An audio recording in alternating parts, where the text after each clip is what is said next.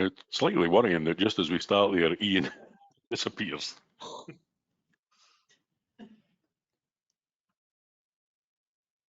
We good to go. Okay. Well, welcome everyone to our latest Business Gateway panel webinar. Friday of this week, it's World Tourism Day. So in celebration of that, we thought what we would do is set up a wee panel webinar celebrating rural tourism in Scotland, but looking at the opportunities, looking at the challenges, and there are many opportunities, there are many challenges as well. We have a fantastic panel of a couple of businesses and our colleague from Visit Scotland. We're running this in partnership with Visit Scotland today. We're going to explore Scotland's rich rural tourism offering. We're going to try and provide practical strategies to help businesses tackle challenges head on. And we're going to showcase some success stories and share, if we can, some expert insights.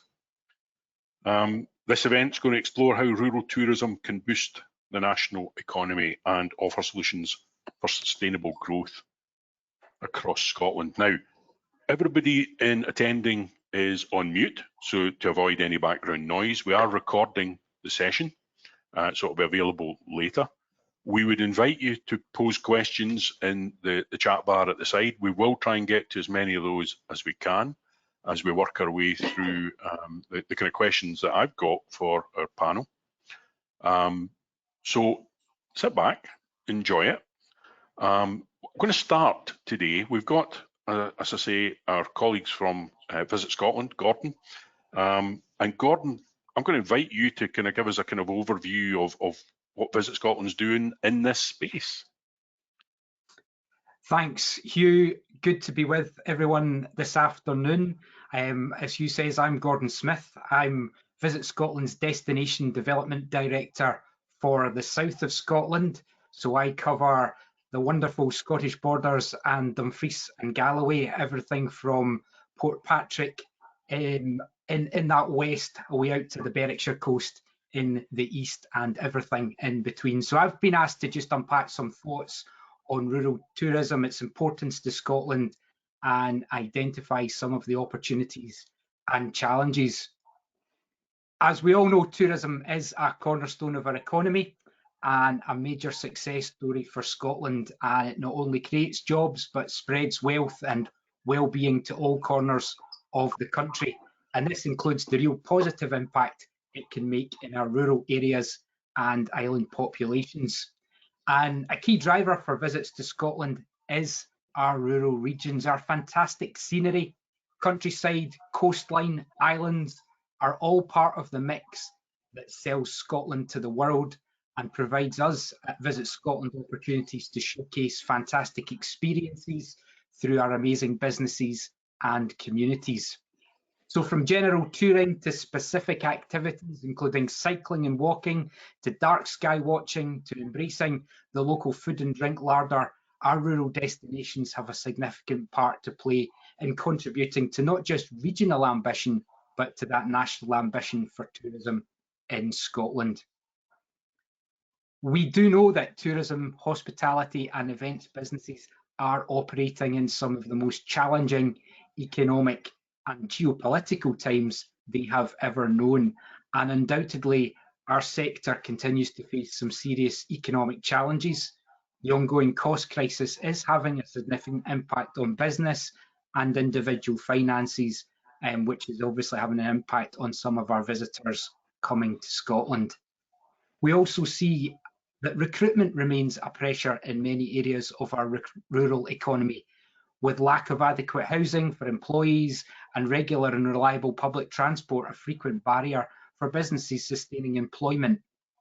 Regulation changes have also presented additional costs and processes for businesses to consider.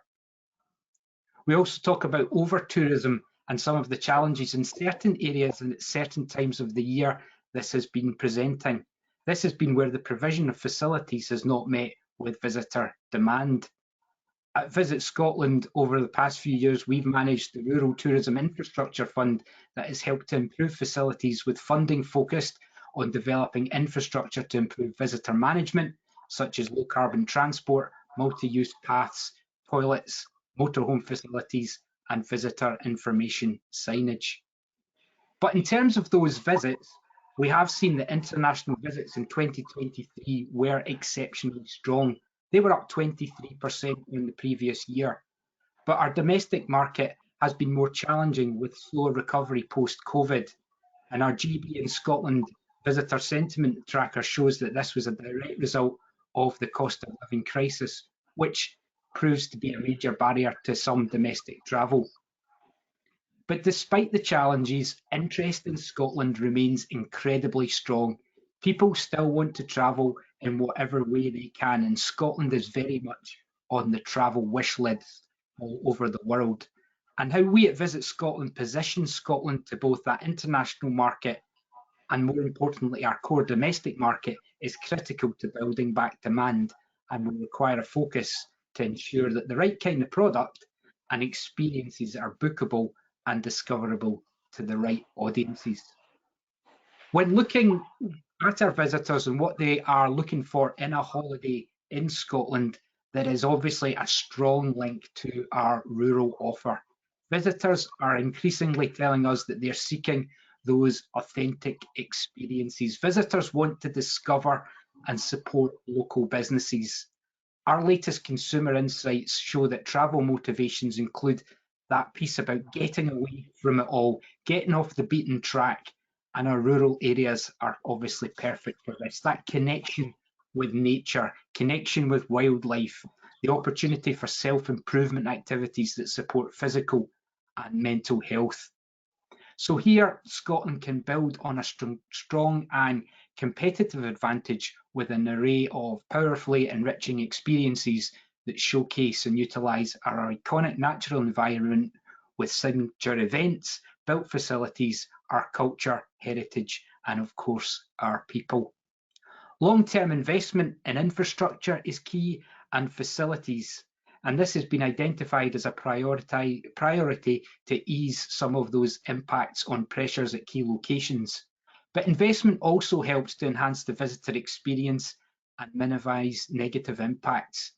And across the country, a number of publicly funded growth deal projects look at investment into the visitor economy, and Visit Scotland is working with Scottish Government and local authorities and enterprise agencies across these growth deals. Where I work in the south of Scotland, we have a number of those projects, and one of those is the £24 million River Tweed Trail, which will see the creation of a source-to-sea trail from Moffat to Berwick upon Tweed that will open up opportunity for entrepreneurial businesses to capitalise on new visitors coming to walk the trail. In terms of other product development that we're seeing across Scotland, we've also seen the rise of agri-tourism, which has represented a fantastic growth opportunity for our rural economy. By diversifying operations, farmers and crofters have been generating a stable income from this and helping to sustain their business. But it doesn't stop there, as this diversified activity also provides an economic boost to the wider rural economy by attracting tourists from urban areas to our countryside. Scottish agri-tourism has a long-term sustainable future that delivers a high-quality, authentic visitor experience with agriculture and food and drink at its core, sustaining the future of family farms in Scotland and contributing to that rural economy and positioning Scotland as a key player in global agri-tourism. We have some great tourism businesses across the rural economy, and if you were to look at the nominations across the regional Scottish Thistle Awards that are currently ongoing, you will see that nominations from the rural businesses will highlight this. Across the rural economy, we've seen the development of events in various locations that have been long established, from book festivals to light trails to country fairs. We've also seen major sporting events such as the 2023 UCI Cycling World Championships across Scotland last year. We used to talk about the tourism season, that dedicated time of year when we readily welcomed visitors to enjoy many things that make Scotland so special. And while summer is always popular with holidaymakers, it's becoming increasingly apparent that we need to be offering tourism throughout the year and not just making it confined to a few months. Scotland is a 365-day year destination. Every month, every season, every region offers something different. And we've advocated at Visit Scotland for regional and seasonal spread of visitors for years, promoting Scotland as that year-round destination, which helps us to highlight some of the hidden gems or lesser-known destinations and ease pressure on some of those honeypot destinations. So not only does this support our ambitions to make Scotland a world leader in responsible tourism, but in recent years it's also helped to ensure that businesses, communities and jobs that rely on tourism can survive in quieter periods. So we see at Visit Scotland that we are steadfast in our support of tourism and events and are focusing on key areas where we can be making the biggest impact. Our role is to provide industry guidance to stimulate and manage demand and encourage that more equitable distribution of visitor spend. And that has arguably been more important currently. And while we recognise the scale of these challenges, it's also critical that we understand the opportunities that they present, ensuring that we're agile enough to adapt and respond effectively. Thanks, Hugh. Oh, that's brilliant. Thank you, Gordon. A really good overview of the opportunities and the challenges that we face. You mentioned there a couple of things in particular that I picked up on. You know, visitors wanting to get off the beaten track and wanting to get close to, you know, the wildlife. And that's quite fortuitous because, Chris, I'm going to bring you in to talk about the fact that you are pretty much off the beaten track and involved with wildlife. Off you go. Excellent afternoon, everybody. My name's Chris Irwin. I'm here from Lichen, Caithness Reindeer Centre. We are based on the far north coast of Scotland. We're about 10 miles south of Thurso, so the very, very top. And our kind of journey, if you like, to the business that we have today started about 20 years ago. So it's a bit of a slow burn. And it started with a trip to Lapland originally, and it was during that trip to Lapland that myself and my wife, who co-owns the business, fell in love with reindeer as a species, if you like. And it was when we got back, we were so taken from them, and this is where it does get a little bit weird, that we started looking into reindeer and Caithness, if you like, the history of reindeer and Caithness, because there is a legacy of the animals being up here in the far north. And looking at how difficult it would be for us to bring reindeer back, if you like. And the answer to that question 20 years ago was it was going to be pretty tricky. Okay, so it was tricky for a couple of reasons. One was legislation. At the time, reindeer were still classed as dangerous wild animals in Scotland, which gave us some challenges. But the other problem was where you sourced reindeer from. So yeah, you could find a guy who would get you reindeer, but the same guy would get you a zebra and a crocodile, right? So it wasn't the sort of person that you necessarily wanted to get reindeer from. We did, however, 20 years ago, meet a guy from the northeast of England, which is where we're from originally, who had navigated the kind of legislation side of things. And whilst he wasn't sharing reindeer with people, shall we say, at the time, he was good for advice. And basically, we went away and learned. And we spent the next 20 years really learning about them. Up until about 6 years ago, when we moved to the current property that we stay in now, and when we picked that property, we deliberately chose it because it would have space to do exactly what we're doing now, albeit, I should say, when we retired, okay? Because that was the plan. We would retire and then we'd set up the reindeer centre. And then COVID came. Yeah, and we were sent home from our day jobs during COVID, and I don't know, was it the lots of time on your hands thing, or just that impending sense of doom that we thought we best do something about this now, and get things rolling. And so in February of last year, our first group of reindeer that we have arrived here in Caithness. And I should say with that, when the guys arrived here, our original intention wasn't necessarily to get the business side of things up and running straight away, okay? But it was the local interest that we had at the time that sort of stimulated things. And we looked more into, okay, so if we were going to make this into the business now, what would that look like?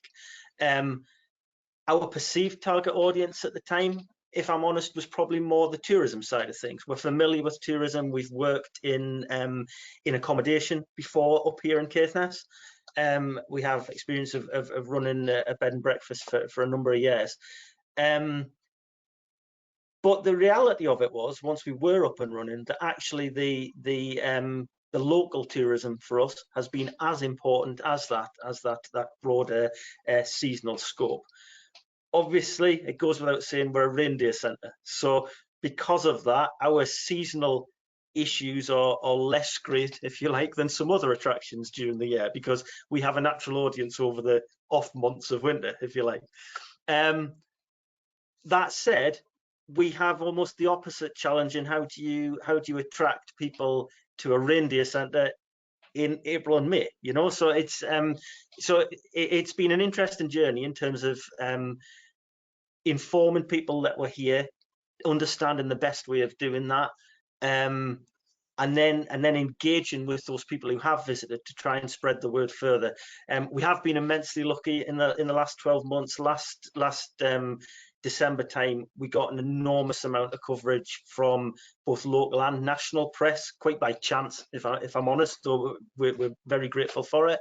And it saw us featuring things like the Telegraph, the Press and Journal, this sort of thing. So we've had really great exposure. But then obviously with that comes the pressure to keep building on that and keep expanding. And that's kind of where we are today, coming towards the tail end, if you like, of our first full season, although we began actually trading in August last year. Yes, thank you very much for that. And Gordon, you also were talking there in terms of one of those attractions that people have in coming to Scotland is the whole kind of food and drink experience, because Scotland has some absolutely fantastic high quality food. And I am delighted that we're also joined today by Iain from Salar Smokehouse, who is one of those proponents of providing that amazingly high quality food. Iain, can I invite you to tell us your experiences? Yes, thanks very much, Hugh. So I'm Iain Macrury from Salar Smokehouse out in the Outer Hebrides. Our journey began really 10 years ago. My employers at the time who owned the smokehouse were moving out of that industry and making us all redundant, which left me in kind of a quandary at a midlife age to say, what am I going to do now? I was enjoying the job I was doing, and conversations started with my employers to make a bid to purchase the Salar brand, which was at that time dormant. They had been operating under a different trading name, but the Salar product was the exact product that the original company used from 1997. I was fortunate at that time to have learned a lot from my employers and knew the business quite well, knew the products very well, and always had 20 odd years worth of experience of catering behind me as a chef. I wanted to continue the legacy that was started back in 1997 and keep a local brand which was extremely strong worldwide. I wanted to keep it going, relaunch it, and make it something once again. We did get a lot of support at the time for that from various agencies, and then our business plan really was based on a 10-year plan to diversify, to try and develop new products which were available around us. I had experience in various meats and poultry. So we started experimenting and wondering, how can we do this? The current premises we are in South Uist weren't really fit for purpose for diversifying. So we had to find other ways. And in 2018, 3 years after we purchased Salar, we purchased a small deli cafe which was closing down, and we turned that into a small bistro, which added value to a lot of our own goods, selling smoked salmon, turning it into fish cakes, chowders, patties, whatever we could to add more value to the business. we didn't feel that the salmon was strong enough to sustain the company. So we diversified into that, and then a couple of years later diversified further with the property next door into accommodation. So now we're fortunate at this stage that we're just about finalising our new smokehouse, which with support of Business Gateway and HIE, we are finished the development and hoping to open in November, where we can diversify now to use local produce, whether it's a wild goose or wild fish, game, shellfish, whatever, plus our award-winning flaky smoked salmon. The building has been designed by ourselves based on experience between myself and the current staff we have. We're kind of hoping it's going to be a bit of a better flow and more manageable, a bit more modern, and allow us to develop further. And just for the audience, Iain did reveal to us that just before he came on, he had to change clothes because he'd been busy painting doors at the smokehouse. So this is a man that gets stuck in and makes it happen. Listen, that's been brilliant, folks, in terms of getting that kind of grounding in your organisations, your businesses, what you do, and how you've got to where you are. I mean, Chris, you have described there turning what essentially was a passion into a business, which is great. I'm going to go on to our questions and kind of start to take us through and explore these things in a wee bit more detail. Gordon, can I come to you first? You kind of touched on the intelligence you've got there about particularly, say, international visitors and the increase in international visitors. What do you see as being some of the key trends that you've seen in rural tourism in Scotland over the last few years? And what do you think are the main growth areas? Okay, I think going back to what I said, Hugh, is that whole piece around visitors becoming more discerning and seeking those, I suppose, authentic experiences is something that we've seen develop and grow. And I think there's a real opportunity for innovative and entrepreneurial tourism businesses in rural Scotland to really latch on to some of the opportunities from this. And I think, as I said, the agri-tourism sector has done that, and we've seen some really good work happen. The number of farms working with international tour operators and travel agents has apparently almost tripled in the past year. And that's thanks to the growing interest from around the world. And that sector's been very strong at coming together and collaborating and looking at how they can profile their farms online through Facebook, through lockdown. We had the things like the Lamathon that they were doing, and really helped to raise just that connection to the world from Scotland. And I think popular experiences such as farm stays, farm tours, food to fork experiences are all part of the mix that are really attracting some of our visitors. And one of the ways that these businesses are connecting with their international visitors is that they are speaking through tour operators and travel agents. So they are contracting their packages and experiences direct to what we call the travel trade.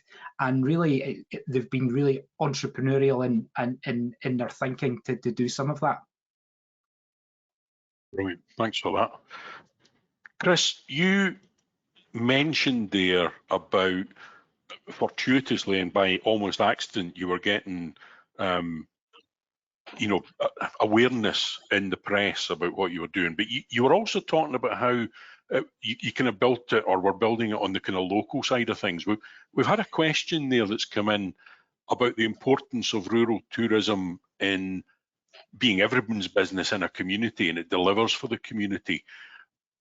And the question is, what tactics could rural tourism businesses use to amplify its importance to all stakeholders, and in other words, stakeholders in the community and so on? What have you done in particular in regard to that? So our sort of ethos from the get-go was always that there was no shortage of visitors here in Caithness. Okay, there's plenty of footfall here. There's plenty to go around with all the various providers, be it providers of outdoorsy experiences like our own, or be it food and drink providers, that sort of thing. And so we decided from the beginning, and again from our legacy work back in the days of the bed and breakfast that we used to run, that it was really important that we made close ties with local businesses. And we did that in such a way, though, to ensure that it was adding value not just to our product, but to their product as well. And perhaps the way we've gone about this is a little is somewhat where we've broke with convention. Okay, so what we're not talking about here is developing a joint package between these two businesses. We're not saying if you guys book a session with us, you'll get a 50% discount with our excellent hotel restaurant up the road. Yeah, what we have done though is engaged with that hotel and restaurant up the road to almost suggest within our selling package, our promotion for our activities, that if you come here, why not make a night of it? Why not go to the Ulster Arms, which is the place up the road from us, you know? And then to cross promote that. So that gives the Ulster Arms access to our growing Facebook, as an example, Facebook followers. Likewise, they're then promoting in the opposite direction, so you're gaining exposure to another group that you perhaps wouldn't have had exposure to anyway. And that way you're working with local other locals within the area to drive business to both businesses, but without either devaluing your own product by having to discount it or having any, you know, adverse effects on that front. It's win-win, isn't it? We think. Yeah, absolutely. Just expanding on that a wee bit, you were talking about that promotion. So how are you promoting? You mentioned Facebook. What other ways are you getting yourself out in front of people? So we initially began with Facebook because we started promotion of the business long before the business existed. Okay, so we had the idea. We knew that it was going to. We knew what it was going to look like in our heads. And we started to create a story and a narrative with it. So our Facebook presence is much more than we've got an event on Friday, why don't you come? Yeah, it has a story that runs with it the whole time. So we have, you know, we're helped with that. We have reindeer lend themselves to writing stories about them because they're always up to nonsense. Okay, so there's a narrative that you can create with that. And as a result of that, just with that Facebook presence, we went from having a handful of local followers to quite quickly reaching a much wider group of international followers that have then led to international visits. So the US, for example, is actually a particularly strong sort of area where we get guests from, cruise ships in particular, albeit at the minute they tend to be booked privately. But in addition to that, we do use Instagram, although if I'm honest, I'm nowhere near as good at getting on there as frequently as I should.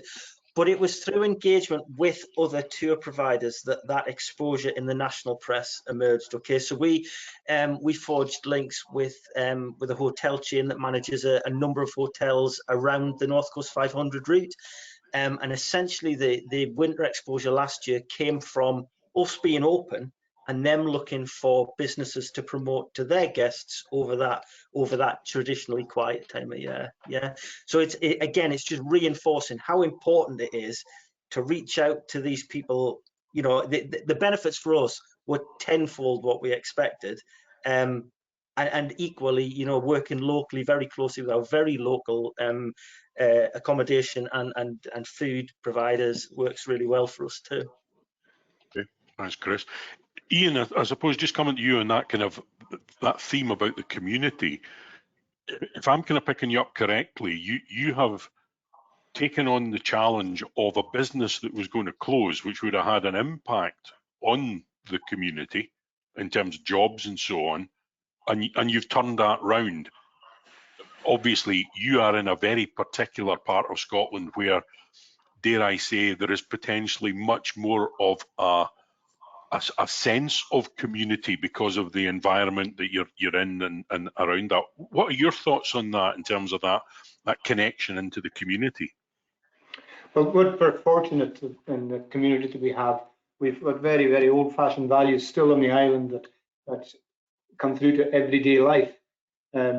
We collaborate very well with a lot of local businesses. The local communities support us all the time.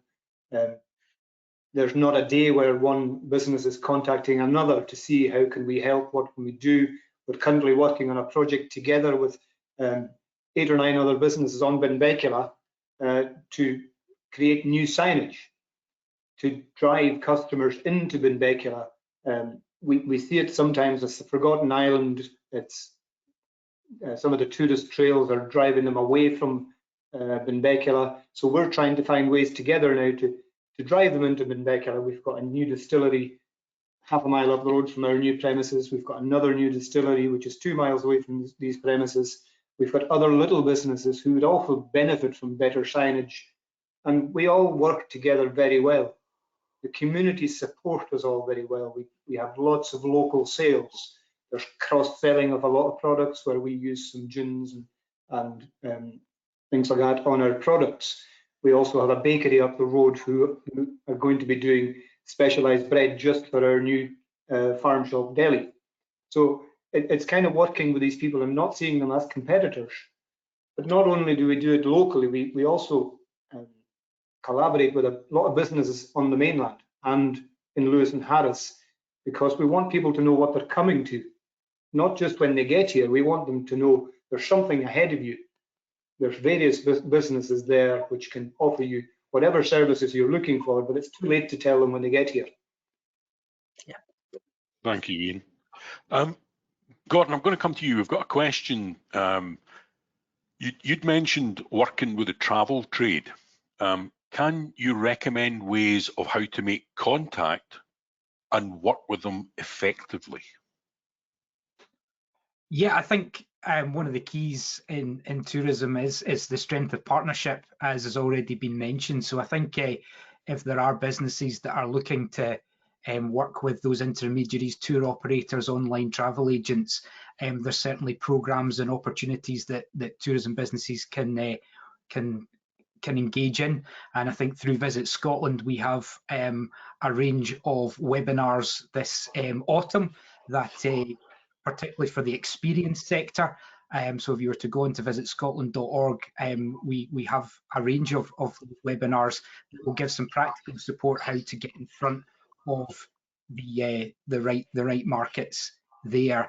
I think also strength of partnership. Visit Scotland also work very closely with our destination management and marketing organisation. So working in the south of Scotland, I work very closely with South of Scotland Destination Alliance, and they too have programmes to help tourism businesses become travel trade friendly. So I would encourage using networks and reaching out, and there are a range of programmes and opportunities for businesses at different stages to engage.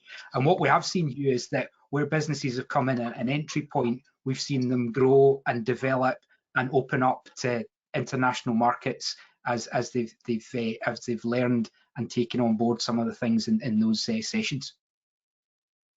Thanks, Gordon. Iain, can I come back to you? Just kind of exploring a wee bit more and thinking a wee bit more through this. You've talked there about collaboration with local businesses and businesses on the mainland. What do you see with that experience behind you and those kind of connections?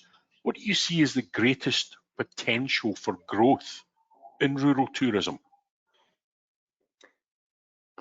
Personally, I would say that diversification would be beneficial for everybody.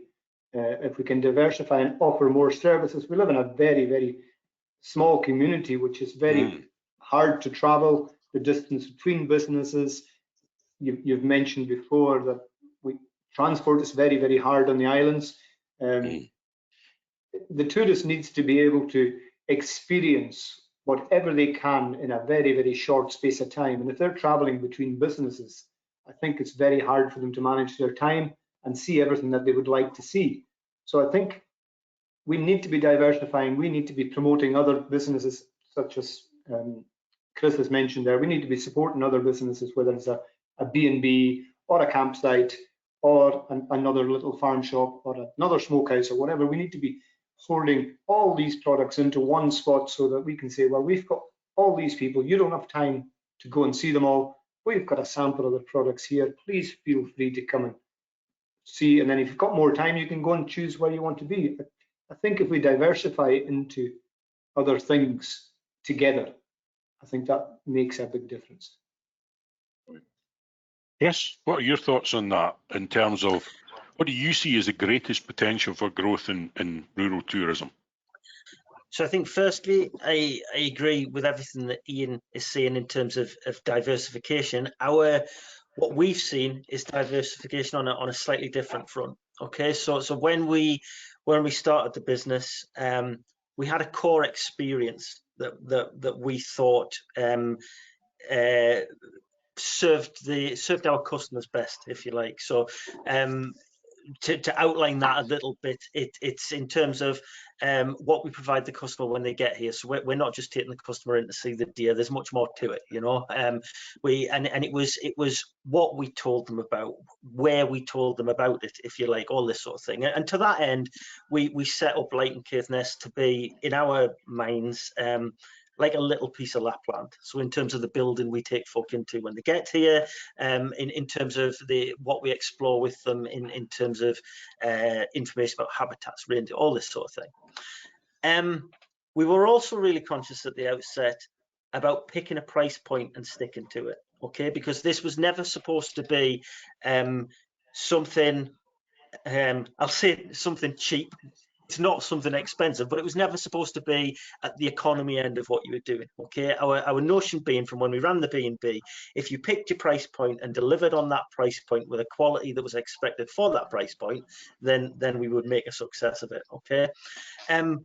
In terms of diversification, though, what we've seen over the last 12 months is that actually, as we've introduced new experiences that are arguably towards the premium end, and this is where we kind of tie in with what Gordon has been speaking about, as we introduce more premium experiences that are almost private in their nature, in that you are the only group visiting, they're almost a little slice of life here, in that yes, we have the reindeer bit, but it's the experience that goes with that. So the sitting around the campfire, the hot dogs, we've actually found that we find it easier to sell premium experiences and to then effectively upsell a wider experience, and that people who come and visit here then go to the hotel for dinner up the road, based on the time of day when we're doing them. We found it much easier and much more successful for us to run those premium experiences. So it's about being confident, I think, in what you're offering, sticking with it, and not being too scared to go for that higher end, because if what you provide, if the experience you provide in our area is good enough, or the food quality is high enough in Iain's case, then people will pay for it, and you will get glowing reviews off the back of it. So it's just having that confidence to kind of to stick with it and be confident with it. Thanks for that. Iain, I'm going to come back to you. There's a fair degree of interest here in finding out a wee bit more about the strategies that you used in turning, well, the question poses this as a dead business around to a successful story. So what strategies did you use to achieve that? Who did you get help from? Determination, first of all. Good, yes. I was very, very fortunate to have worked in quite a few different industries, and in the catering industry for a start, where two of my former employers were two of the first people I went to for advice. Ewan McLean of the McLean's Bakery in Benbecula, who had the Stepping Stone restaurant, was amazing at the time for, will I do it? How can I do it? What help can I get? You know, he gave me so much great support. Another great friend of mine, Ronald McLennan, in McLennan's shop down the road, again, advised whenever I wanted it and supported me. Great mentors. I had Business Gateway, I had Highlands and Islands Enterprise, family, friends, even the original owner of the Smokehouse, Eric Twelves, whose door was knocked many a time to ask for advice, and he was a very, very, very helpful, and still is to this day. I think determination to make it work and find ways to diversify to sustain the business was very important. 10 years down the line, I don't think the Smokehouse would have survived on its own. There's a lot of competition out there for the same kind of products, certainly not the same quality of products, but definitely the same type of products, maybe at a lower price point that people can afford. We've kept our ethos of premium quality. We only buy the best of Scottish fish. We only pay the best price for it. So there's a lot of competition out there that we had to work around, and the markets got smaller. Europe came along, and we lost a lot of business in Europe because of the Brexit scenarios that came along. We're hoping to build back up on that once the new smokehouse is open. But yeah, it's been very challenging, but a lot of good local support, a lot of support in the mainland from other businesses that we now deal with on a regular basis, who are also very good for advice. Thanks for that, Iain. Gordon, just thinking again as well about this, where the greatest potential for growth in rural tourism might be. We've had a comment from one of the audience making the point that heritage, ancestral, experiential tourism are the big opportunities, especially something called slow tourism. Can you kind of comment a wee bit more on that?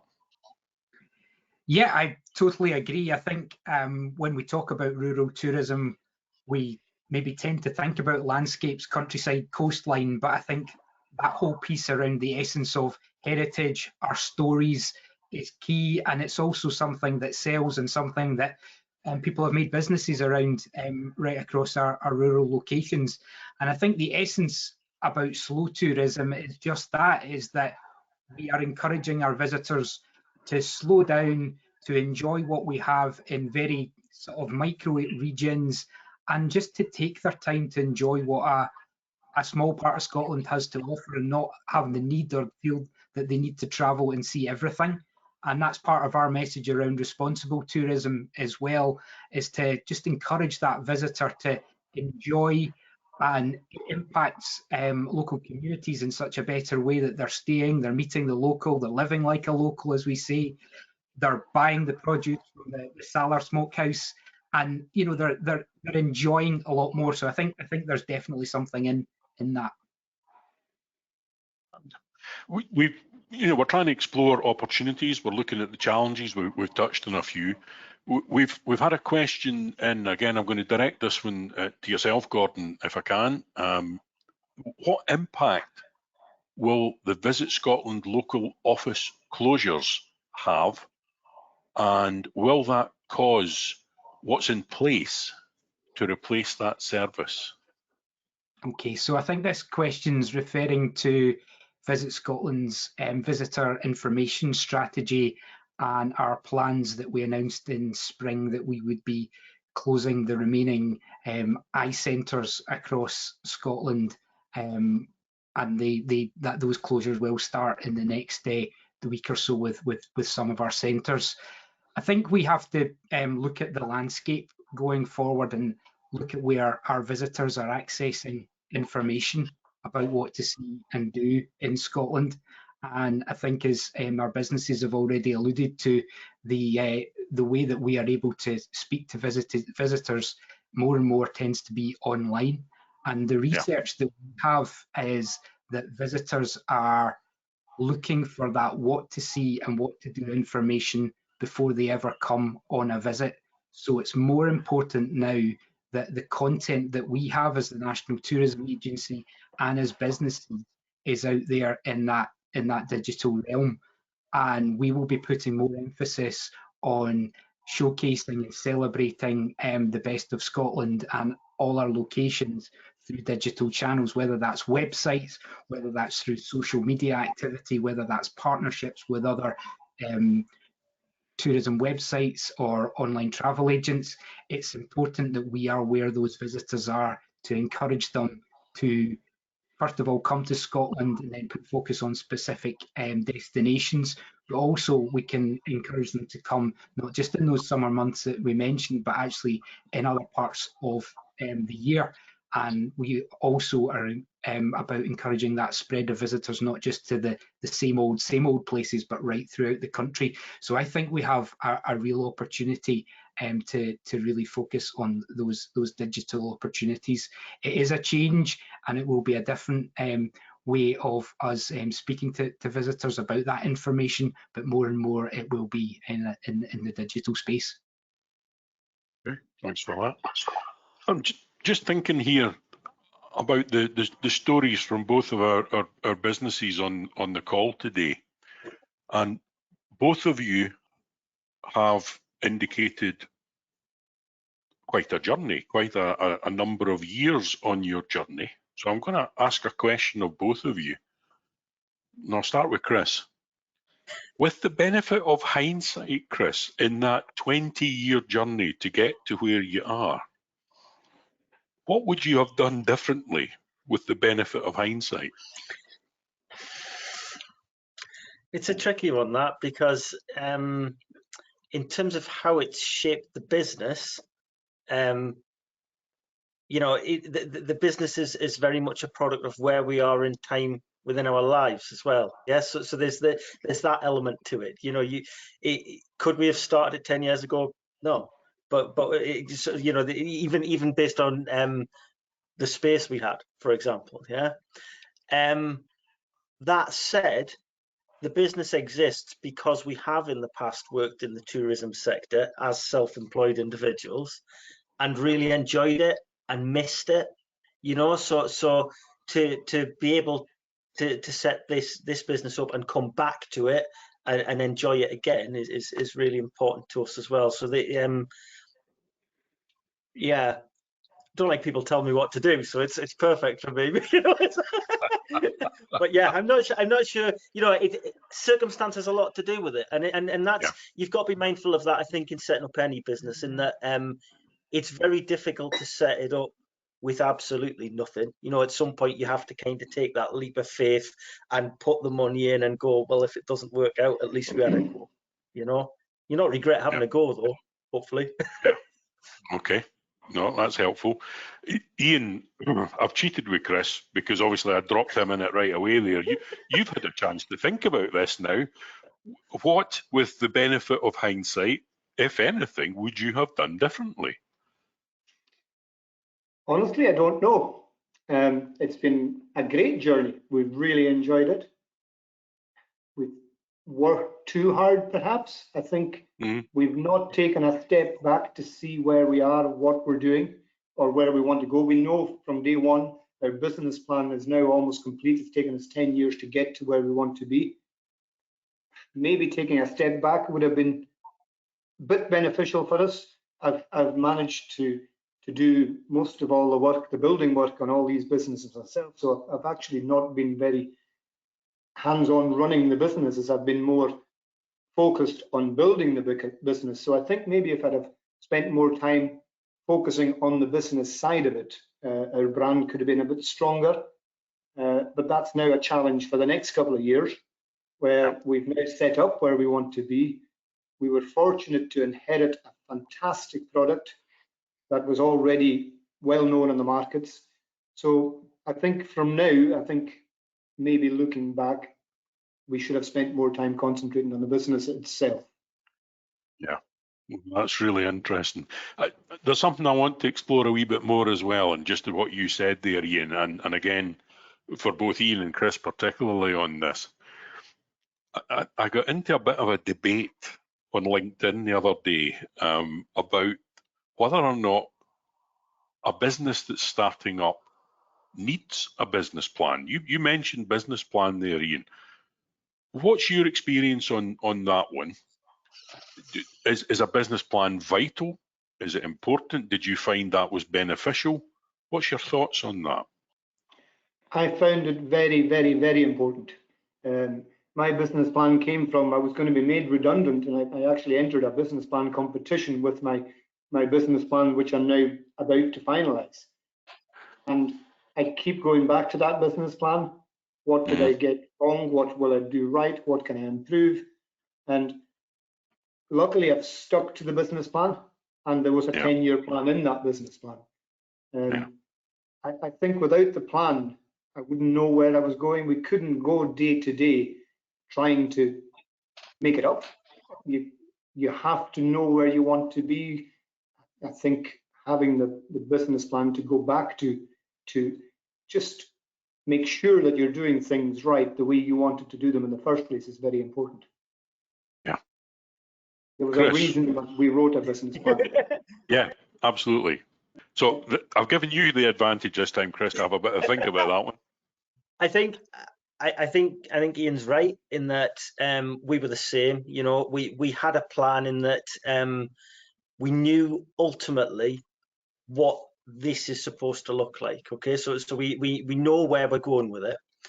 I would say as well though that even with a plan, not to be too afraid of tweaking that plan, you know. So what you find particularly, and this is particularly relevant to us in our, you know, such an early stage really within our business, is that you learn what works and what doesn't work, and it may be that what works when fed into the plan means that the plan needs some modification. So yeah, I think a plan is important, but it needs to be a little bit fluid as well, maybe. To adapt. There is the old saying, no plan survives first contact with the enemy. So yeah, be prepared to be adaptable. Yes. Okay, well that's real. Thank you. That really is interesting. I mean, obviously, Business Gateway as a service, we help people start businesses, and we have a planning to start tool that helps you think about that plan. Absolutely. And for established businesses, we have a strengthen your business tool, which again is helping people think about the issues, the challenges, the opportunities, and to plan about what they're going to do. My personal view, I think a plan's incredibly important. It gives you a sense of where you're trying to go and what you're trying to get to. But I think, Chris, you're absolutely right. Don't get wedded to it. Be prepared to be able to adapt and change as circumstances. You talked about circumstances change what's happened. So really interesting there. I think as well. Sorry, on you go. Sorry, no, I think as well, just to add to that, in terms of the plan, part of the importance of it as well is being able to measure yourself. Yeah, so there will be a journey on your business whereby you're not yet where you want to be, but at least if you've got part way along that plan, you go, you know, well, I did that, and there's a sense of satisfaction in it, even if you haven't seen the final result yet. Yeah, no, absolutely. Excellent. And I think it's also important from the small businesses how those plans also talk to what's happening else in the destination and in the region. In the south of Scotland over the past 18 months, Visit Scotland, along with the two local authorities, South of Scotland Enterprise and South of Scotland Destination Alliance, have developed a new tourism strategy for the region. And we've taken on board comments through consultation from our small to medium tourism businesses, and I think it's really important that we all know the part that we play in each other's plans as well going forward. Just on the subject of innovation, which is one of the areas we wanted to cover, we've actually had a question round about this. You know, everyone talks about needing to do innovative things with bookings or experiences, etc. From your perspective, Gordon, do you think rather tourism businesses need to do that, need to be innovative? I think we've heard from two businesses today that have demonstrated that innovation, Hugh, and I think it's really exciting to hear the stories and where both businesses have come from and are going to, and innovation is part of that. I think tourism is something that does change in Scotland. Our visitors are different. They come with different reasons for travel. So we do need to have businesses that are adaptable.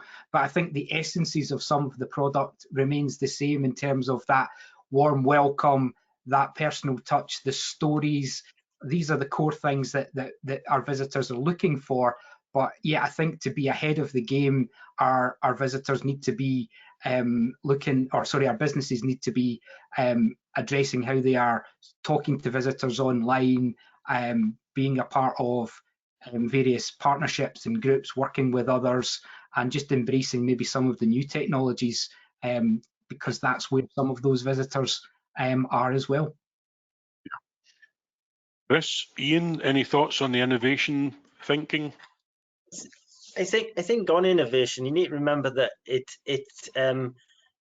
the innovation could be as simple as having your USP. Yeah, you know, it's about offering something that somebody else doesn't offer. It doesn't necessarily need to be, for example, about having pink reindeer instead of the normal coloured reindeer. You know what I mean? So it's not about that kind of, you know, but that's the perception, isn't it? The innovation can be something wacky and off the wall. It doesn't need to be that. It just it can be just doing something really well that offers added value over your competitors, and that is important, because at the end of the day, you've got to offer something better than your competitors. Else, why does anybody come to you? Yeah, absolutely. Iain? I think maybe innovation would be more for me would be adapting and improving. You know, there's always somebody looking for something different. And if we're all doing the same thing, it doesn't work. So I think being able to adapt is very, very important. People are looking for different experiences every single day of their life, and I think if we continue to do the same thing, it could be very boring and not good for us. So I think, yes, innovation, finding that next step is very important. And many years ago, I was in the Scottish Enterprise Food and Drink team, and I remember being at an exhibition somewhere, and I can't remember which smokehouse was doing it, but it was smoked alligator, which I thought was quite an innovation at the time. I'm not sure that ever took off, to be fair. If we can source some alligator, I'm sure we'll try it. The reindeer is a different story.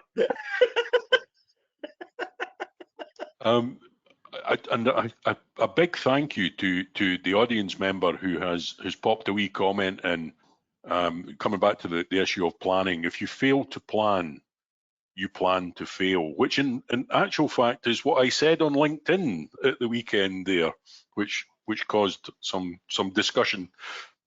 So that's quite helpful. Okay, we have a few minutes left. Gordon, is there anything particularly that you haven't covered or needed or wanted to say to get that message out there about the opportunities around rural tourism in Scotland? Yeah, I think partnership is key and connection is key, and it's been great to hear those case studies today from our two businesses. And I think from a Visit Scotland perspective, I would encourage those that are on the webinar to go on to VisitScotland.org for some of our latest insights. We have got new regional insights right across the country, telling stories from our recent visitor survey, which I think helps individual businesses just find out a wee bit more about who's coming and why they're coming and what they're coming for. So there's lots of good resource on VisitScotland.org for our tourism businesses.